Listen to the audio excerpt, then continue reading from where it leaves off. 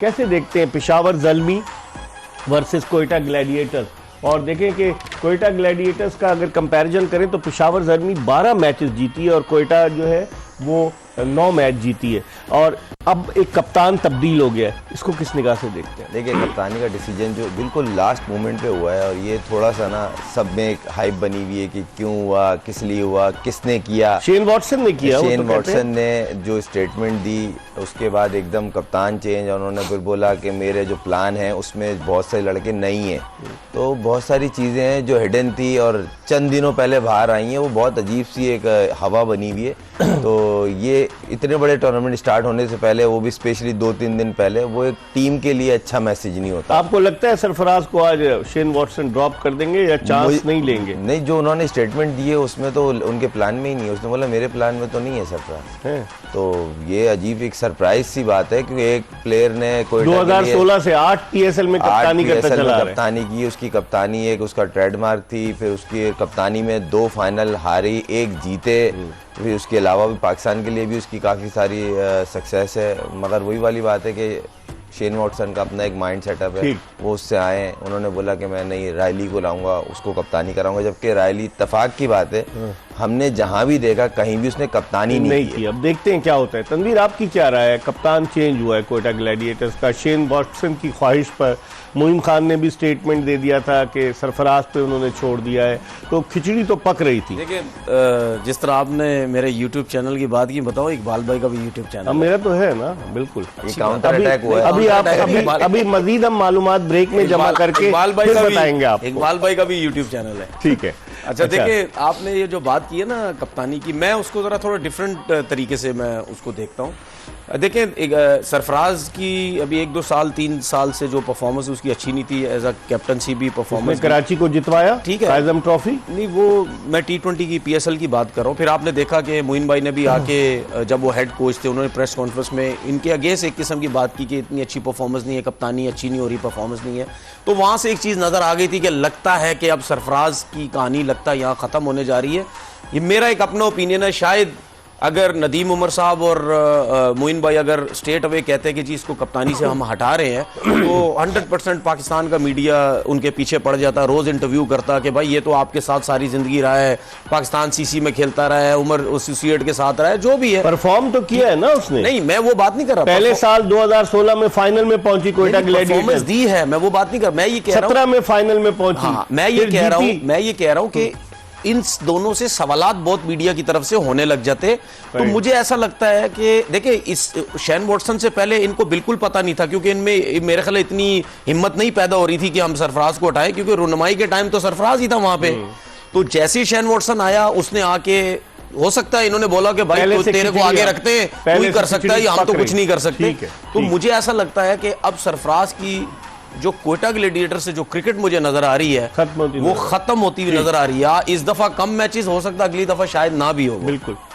खुर्रम, ये बताएं, एक तो कंफ्यूजन क्रिएट हुआ कि जी सरफराज अहमद जो है वो इंग्लैंड शिफ्ट हो गए। मेरी उनसे बात हुई कराची में, उन्होंने कहा ये सब अफवाहें हैं, मैं तो यहीं रहूंगा। अभी वो पाकिस्तान क्रिकेट बोर्ड के सेंट्रली कॉन्ट्रैक्टेड प्लेयर भी है, उनकी कैटेगरी भी चेंज की है। आप रायली रोसो, जिस तरह आपने थोड़ी देर पहले कहा कि कप्तानी आपने देखी नहीं, आप समझते हैं कि वो खिलाड़ियों को जेल कर पाएगा? क्योंकि लोग तो ये भी कहते हैं कि पाकिस्तान क्रिकेट क्लब के बेशतर खिलाड़ी जो हैं कोयटा ग्लैडिएटर्स की टीम में, सरफराज उनको ज्यादा बेहतर तौर से समझते थे। रायली रोसो को समझने में, और वो भी अगेंस्ट पेशावर ज़ल्मी, मैच पहला है, वो समझने में कितना मुश्किल होगी? देखिए, इस सवाल का जवाब मैं इस तरह दूंगा कि हमारी लीग में अक्सरियत में लोकल कैप्टन रहे। बिल्कुल। बहुत कम फ्रेंचाइज हैं जिन्होंने बाहर के प्लेयर को कैप्टन बनाया, क्योंकि इसकी बेसिक वजह ये कि लोकल लड़के की परफॉर्मेंस किस तरह निकलवानी है वो लोकल प्लेयर ही जानता है। सही। दूसरी बात ये, हाईली रेटेड प्लेयर जिस तरह पाकिस्तान टीम से आए हैं और वो कैप्टनशिप वहाँ कर चुके हैं, या लाइन में जिस तरह रिजवान अभी बने नहीं है वहाँ, मगर यहाँ पे फ्रेंचाइज में वो कप्तानी करो तो वहाँ वाइस कैप्टन रहे, कभी हट गए,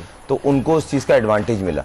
तो सरफराज को अगर इन्होंने हटाया है, या जो भी इनकी सर्कमस्टांसेस है, वल्लाह आलम, ये लोग जानते हैं, मगर इतना क्लोज टूर्नामेंट के नहीं करना चाहिए। ये तो पहले ही बोल देते हैं, फर्क पड़ेगा, इससे बहुत इम्पैक्ट गलत पड़ता है पूरी टीम पे। अगर आप क्लिप देखें, उनकी हर नेट पे जो क्लिप आ रही है, रायली रोसो ऐसा लग रहा है एम्पायर है, और वो हर किसी को एम्पायरिंग से देख के ऑब्जर्व कर रहे हैं कि ये लड़का कैसी इतने बैटिंग कम कर रहा दिनों में है। ऑब्जर्व कैसे यही करेंगे? मैं बोल रहा हूँ कि ठीक ये है। बहुत फर्क पड़ेगा। आप जानते नहीं है ना बेसिकली, रायली रोसो पे भी फर्क पड़े, परफॉर्मेंस पे भी, सही। क्योंकि वो फ्री माइंड खेलता था। अभी कैप्टनशिप का फिर ये डिसीजन हो गया, सरफराज को हटाया, ये आसान नहीं है। ये इनको मैच में दिखेगा प्रेशर उसके ऊपर। रणवीर, फर्क पड़ेगा? एक आखिरी लम्हे पर आप कप्तान तब्दील कर रहे हैं, एक आदमी टीम को लेकर चल रहा है। रायली रोसू जो है वो इतना वाकिफ तो नहीं है खिलाड़ियों से, एक पहले खेल चुका है कोयटा ग्लैडिएटर से, लेकिन अब डिफरेंट पांचों देखिए कप्तान।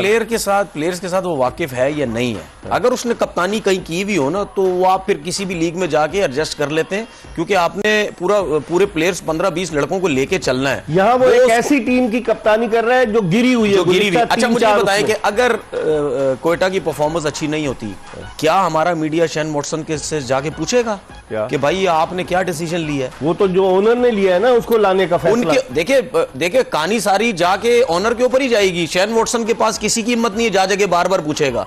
मैं इसीलिए बार बार कह रहा आप हूं, भी तो अटैच रहे कोयटा ग्लैडिएटर से एक दफा, मुझे नहीं याद है। मैं कोई टीम के साथ नहीं था, लेकिन शारजा में एज अ गेस्ट में गया था दुबई में। हाँ। तो बात यह है कि मैं तो कहता हूं ना भाई, अगर शेन वॉटसन गलतियां कर रहा है तो आप में जाओ, आप में मीडिया में हिम्मत है, जाओ उससे भी पूछो, जिस तरह आप अपने लोगों से पूछते हो जाके।